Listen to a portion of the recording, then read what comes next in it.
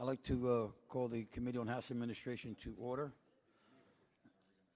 And the first item on the agenda today is H.R. 5682 to improve the operation of certain House facilities and programs which I have sponsored.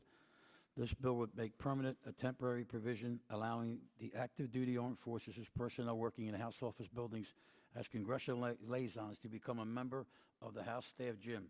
The practice now in place and working fine, and we propose to make it permanent for the benefit of military personnel who might prefer to exercise here rather than the Pentagon or elsewhere. The bill also includes a provision to eliminate unnecessary bookkeeping related to the House Child Care Center.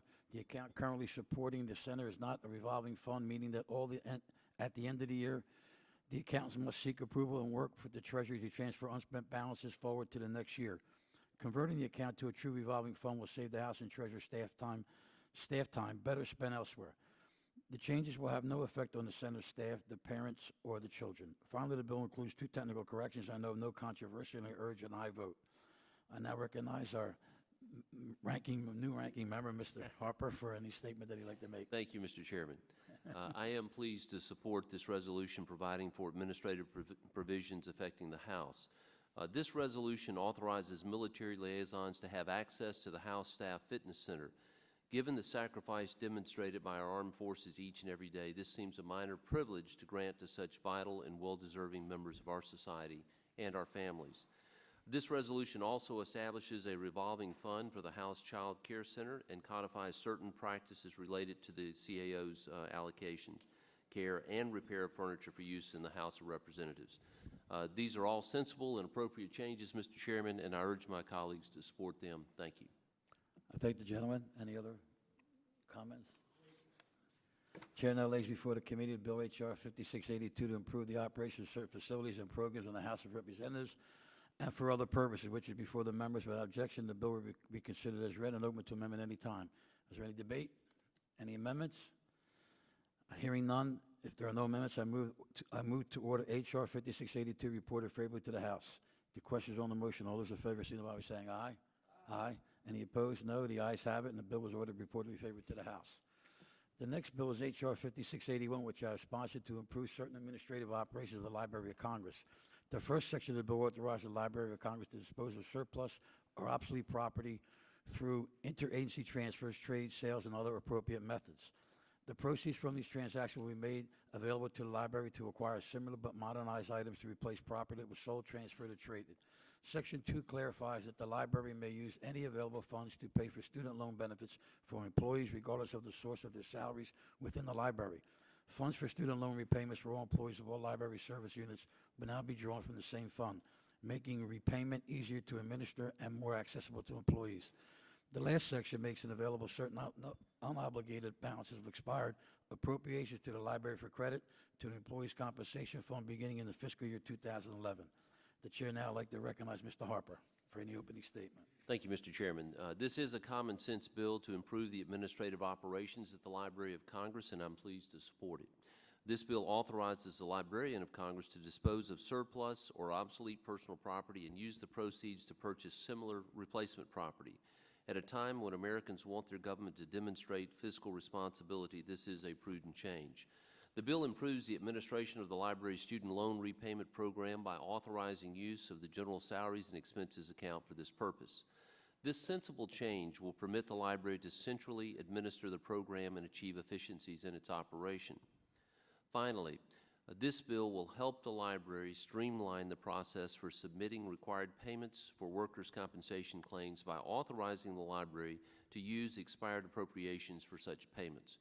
Again, this is a simple common sense adjustment in library operations. Thank you, Mr. Chairman, and I urge my colleagues to support H.R. 5681. Thank the gentleman. Any other debate? Are there any amendments? If there are no amendments, I move to order H.R. 5681 reported favorably to the House. The question on the motion, all those in favor signify by saying aye. Aye. Any opposed? No. The ayes have it, and the bill is ordered reportedly favorable to the House. The next item on the agenda is H.R. 5717, the Smithsonian Conservatory Biological Institute Enhancement Act. This important legislation will upgrade the Smithsonian Institute, notably scientific and educational facilities, and its unique animal conservation facility at Fort Royal, Virginia. The legislation has three primary elements. The first would authorize $1 million in fiscal year 2010, which has already been appropriated, $1 million in fiscal 2011 and $3 million in later fiscal years to plan, design, and construct a Smithsonian facility at Fort Royal, which would include laboratories and offices, for the purpose of conducting research and educational programs. Second, it would authorize the Board of Regents to enter into agreements for the provision of housing and other services to participate in those programs at no cost to the Smithsonian. George Mason University, located in Northern Virginia, has entered into agreement to use Virginia state revenue bonds to construct a dormitory and food services facility for students participating in the program. The Smithsonian has frequently entered into cooperation agreements with other institutions, including universities, to enhance its mission, though this is the first time that an institution will allow an outside entity to construct a building on property it controls. After 30 years, ownership of this facility would pass to the Smithsonian without the government or the Smithsonian having spent any of their own funds. Finally, the bill would authorize the Smithsonian to plan, design, and construct animal holding and related programs facilities at the site from non-federal sources. The cost, estimated to be between $1 to $2 million, would be paid for by the Smithsonian Private Trust Fund. Bipartisan staff and committee has been briefed and visited the Fort Royal site last month. This legislation enhances the responsibility and contributions we all expect from the Smithsonian. Mr. Harper, I recognize you for anything. Thank you, Mr. Chairman. The Smithsonian Institution is an invaluable part of our national heritage and our ongoing commitment to historical preservation and scientific advancement.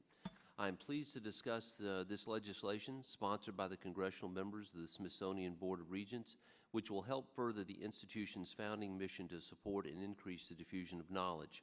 This legislation supports the Smithsonian's important conservation biology work conducted at the National Zoological Park, located in Front Royal, Virginia, and strengthens their collaborative partnership with George Mason University in these efforts.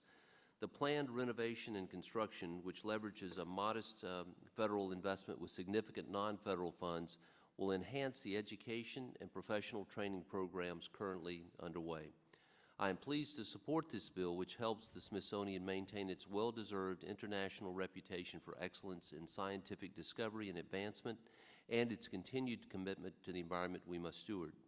I appreciate the Chairman bringing up this legislation today, and I urge my colleagues to support H.R. 5717. Thank you, Mr. Chairman. I thank the gentleman. Any other debate? The chair now lays before the committee Bill H.R. 5717. Without objection, the bill will be considered as read and open to amendment at any point. If there are no amendments, I move toward H.R. 5717 reported favorably to the House. The question is on the motion. All those in favor signify by saying aye. Aye. Any opposed? The ayes have it, and the bill is ordered reportedly favorable to the House. The next item is Committee Resolution 1118, which allows funds from the MRA to be used for a new category of advertising on the Internet. This is a new tool for members who want to notify constituents of official events and services supported by the congressional offices. One thing all members can agree on is the need to reach our constituents and for our constituents to reach out to us quickly and effective way. With more people relying on electronic media as their primary source of communications and information, it is necessary that our own regulations reflect these needs. I would like to thank Mr. Longworth for working with me on a timely manner. And now I'd like to recognize Mr. Longworth for any opening statement.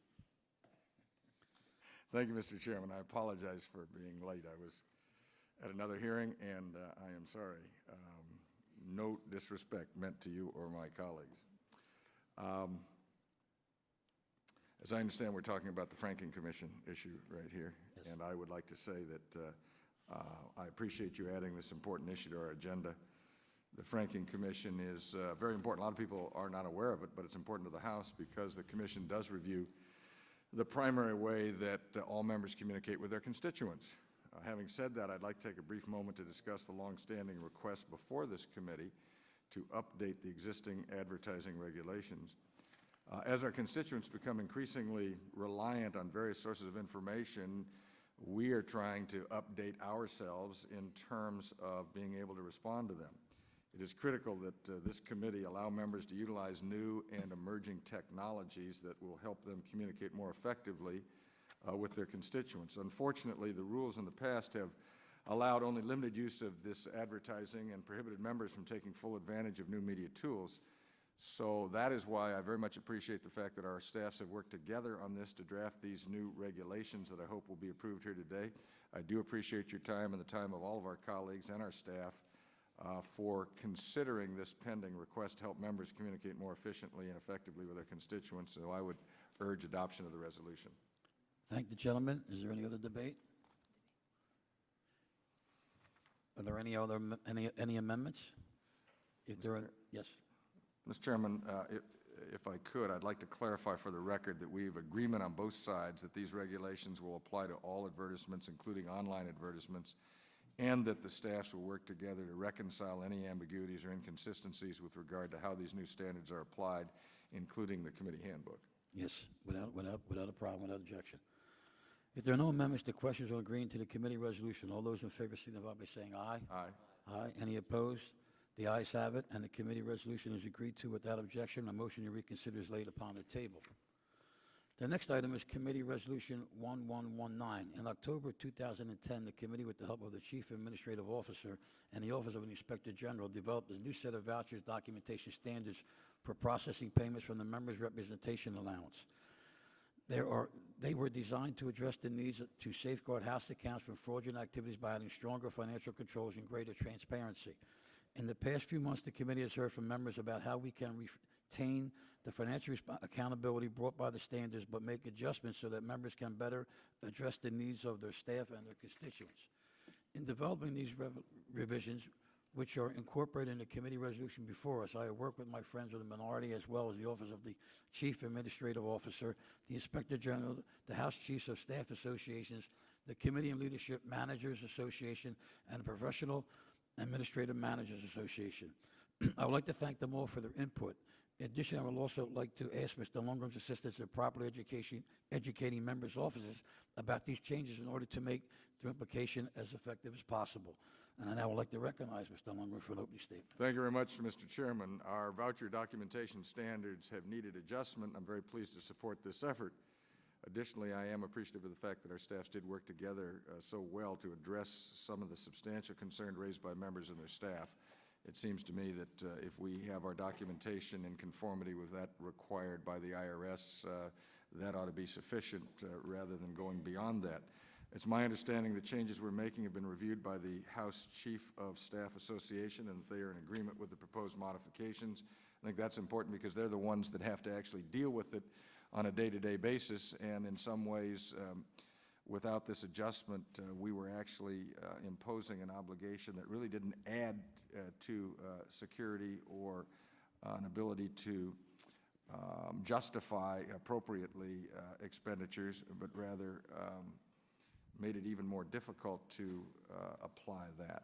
I look forward to the greater efficiency, transparency, and accountability as we implement these changes and increase the productivity of this chamber.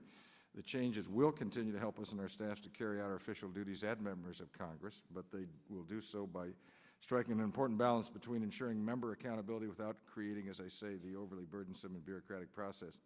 Based on last-minute staff discussions, it is my understanding, Mr. Chairman, that we have language to reconcile any differences posed in these standards with the relevant committee handbooks, and I'm seeking the Chairman's assurance that the minority will be consulted prior to any of the final changes. Absolutely. And with that, I would urge adoption. I thank the gentleman. Is there any other debate? Are there any amendments? If there are no amendments, the question is agreeing to the committee resolution. All those in favor signify by saying aye. Aye. Any opposed? The ayes have it. The committee resolution 111-9 is agreed to without objection. A motion to reconsider is laid upon the table. I'm told now we need to take a brief recess, so hopefully a very brief recess for a moment or two, and we will get back together as soon as possible. Thank you.